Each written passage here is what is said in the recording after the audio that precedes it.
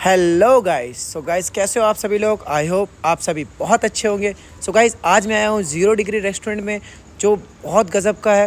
And यहाँ का seating arrangement बहुत ज़्यादा अच्छा है। अंदर का व्यू भी देखिए तो बहुत गज़ब का है। सो गाइस फाइनली हमारा ऑर्डर आ चुका है। हमने मंगाया है white sauce pasta, cold coffee and pizza, जो खाने में हमें बहुत मज़ा आने वाला है। सो फाइनली खाकर हमें बहुत मज़ा आया, बहुत डिलीशियस था। एंड गाइस अगर आप लोग 0 डिग्री आए हैं तो अपना रिव्यू कमेंट में शेयर करें, और ऐसी वीडियो देखने के लिए हमारे चैनल को सब्सक्राइब करें और वीडियो को लाइक करें।